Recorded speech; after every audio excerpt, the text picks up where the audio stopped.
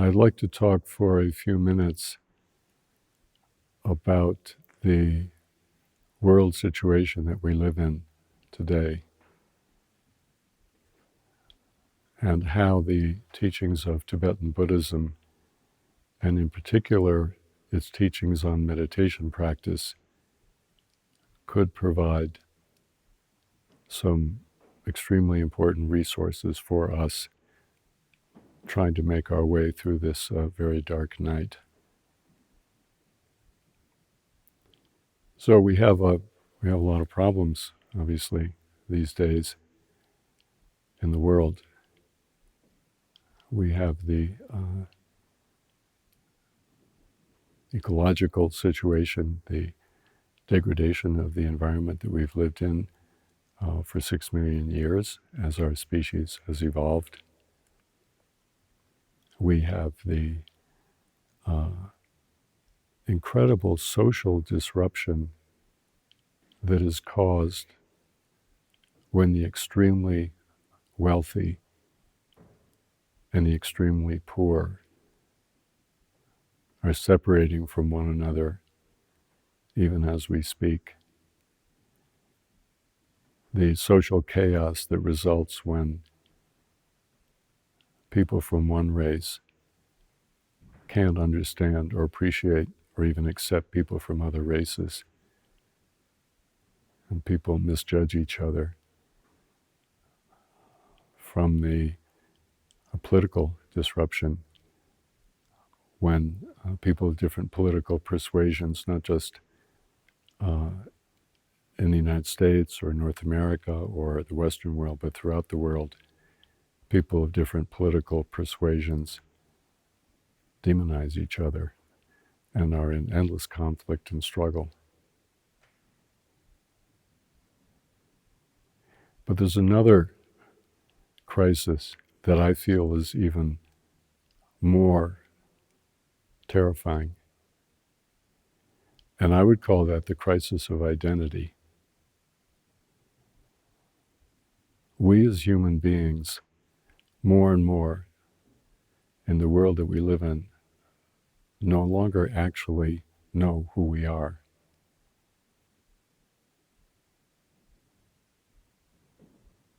Identity has always been an essential part of the human journey, as far back as we know. When people have an identity, a sense of who they are, a sense of where they belong within the totality, that brings a feeling of being at home, being comfortable, being secure, being fundamentally oriented within the universe. Without an identity, we don't know who we are, we don't know what our life is for, we don't know where to go or what to do, and so we have to make everything up. Folks who know something about traditional cultures or pre-modern times in the West know that the sense of who I am has always been so connected to where I live.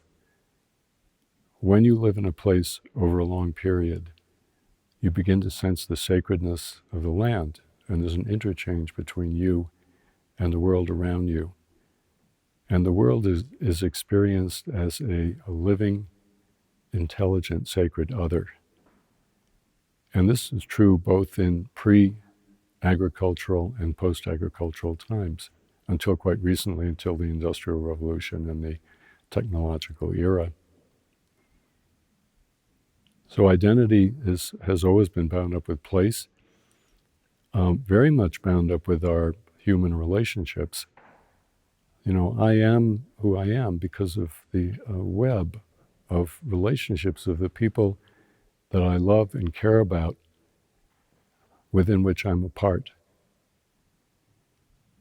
The people with whom I experience intimacy. Identity has also been bound up with work, what we do. And as we know, historically, human beings have often had to struggle a very great deal to survive throughout the ages. And they've had to work, whatever that kind of work was, raising family, caring for people we love, farming, crafts, whatever it might be. And those occupations often endured for a lifetime, and we became masters. Well, all of that has fallen away. All of those things that traditionally have brought a sense of identity, what we would call a sense of a healthy ego, a sense of self. They've given us that, and they've given us a meaning for being alive. And that has been how it's been for human beings as far back as we know. And it's all pretty much fallen apart now over the last 2 centuries, and especially within the last 20 or 30 years with the acceleration of the technological universe and the world of the internet, that collapse of identity has become even more extreme. So what do we do? What are people doing? Look around. I mean, I can look at myself. We can all look at our lives. We're grasping for some kind of identity. And you can see it in the world today, the amount of energy that is going into people trying to find an identity with their gender, with their within their race, within their nationality, within their language group, within their age group, within their health group. If we have any kind of non-normal health situation, we try to find community with the people who share that. People who have non-normal, what do we say, non-normative psychological situations, people who are on the autism spectrum, we're all of us are using these situations to try to find an identity because we don't feel it. We're not embedded within a community anymore. There are no real communities. We talk about the community of the elderly. That's not a community. That's not a real community, or the community of this group or the community of that group. We've lost that. So the question is, how are we going to, what are we going to do about this? The default today, as many of you know, is we go on the internet and we scope around, we try to learn things, we try to find things out about our particular situation. We try to find other people that share our kind of situation. We conduct our relationships largely, especially since COVID kicked in, we have been conducting our relationships more and more virtually. Many people, their best friends are the people they've developed text relationships with, and people get married, sometimes based on just email exchanges. It's an attempt to solve a very deep human problem, and that's the problem of we feel we don't belong anywhere. I think the problem is, of course, it doesn't really work. We don't have a solution. We're trying, and that's all the effort and the energy that goes into trying to find out who we are and so-called construct our ego, construct our identity. It's a reflection of such a deep human need, but it's not really working. And the more we go in that direction, the more fragmented we become as people, the more struggling we experience with trying to see where we fit in and what our life is for. It just accelerates the whole frenetic effort going on in this culture. We go faster and faster and faster. So I don't need to go on and on about this. I mean, this is a daily reality for all of us. But I want to suggest an alternative. I want to suggest that the quest for identity, sometimes spiritual teachers will say, well, you don't need an identity. You don't need an ego. Let's get rid of identity altogether. Sometimes Buddhism is understood that way, that we just get rid of the ego, get rid of the quest for identity because it's a bad job. Well, the Buddhism of Tibet does not agree with that at all. It has a different approach. So let me just say a few words about that. So the approach of Tibetan Buddhism is we do have an identity. It's just not the one that we think of or we construct out of our thoughts and ideas and opinions. That identity is called the natural state. The natural state is, as the Buddha said, it's within. The Buddha, interestingly, said that if we're looking for a solution to the problem of identity, and this was, we're talking 2,600 years ago, we're not going to find it by looking outside us. We're not going to find it by looking around at other people. We're not going to find it by looking at what people think about us or what people think we should think. We're not going to find it in our particular group, our family, our community, even then. We're not going to find it there. Because any of those identities are what we say today socially constructed. They're made up, and they're made up for good reasons, but they're not real. So the Buddha said if you want to find out your true identity, it can only be found within. So Tibetan Buddhism really takes this particular teaching all the way. And what it says is that we have to make a journey to discover for ourselves our own deepest nature. And the way we make that journey is through the path of meditation.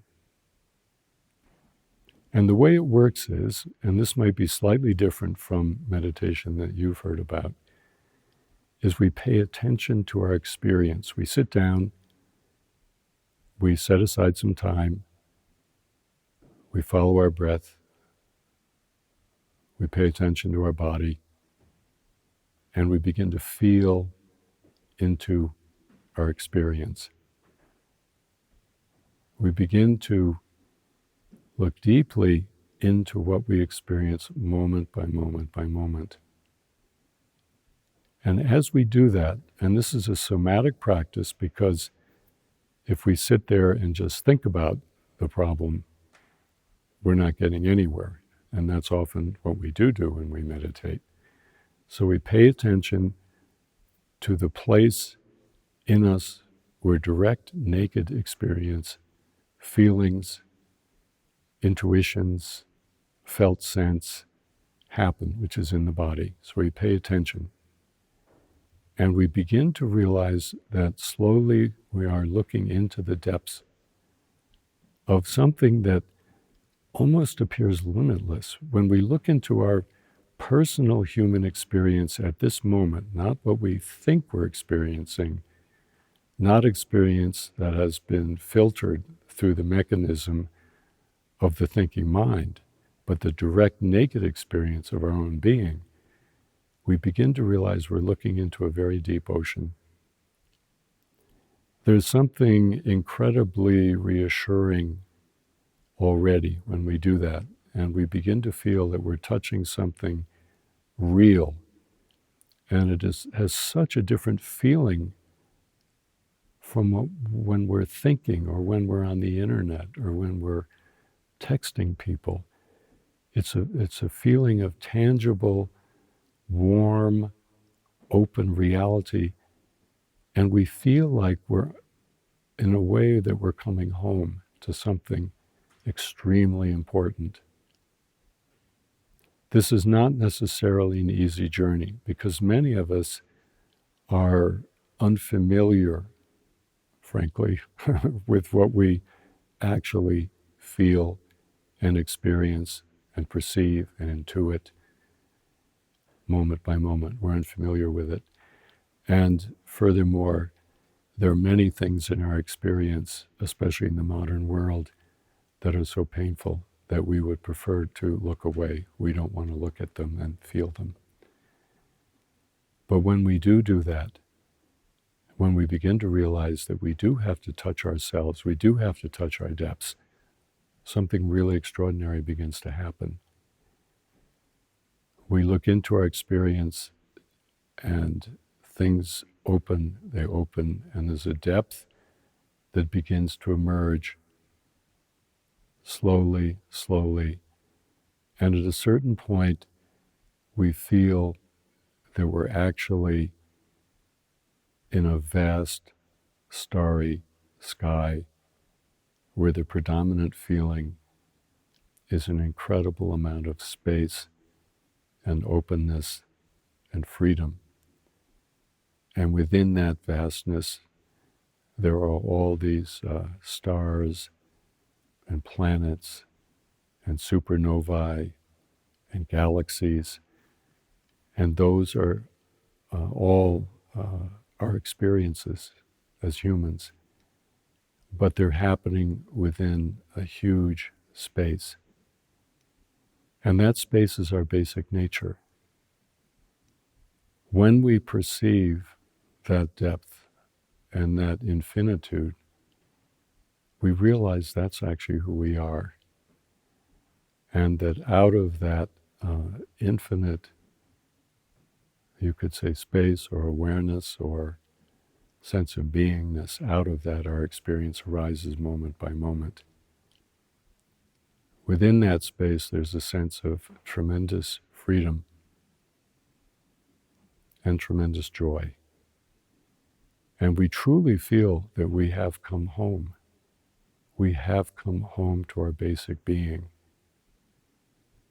And though we are modern people, and the Buddha lived, 3 millennia ago, and people have lived for, tens of thousands, hundreds of thousands of years before that.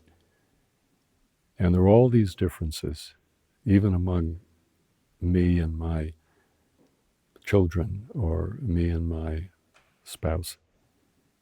In spite of all these differences, we begin to see directly for ourselves that this is actually something all of us share as humans. And this is who we are. And you can say, it's so open. Yes.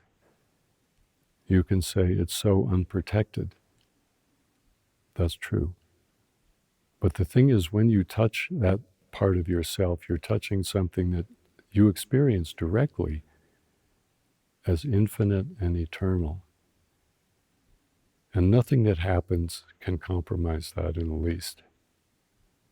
There's no need for protection because we include the totality, and there's room within our state of being for everything. When we discover this basic nature of ourselves,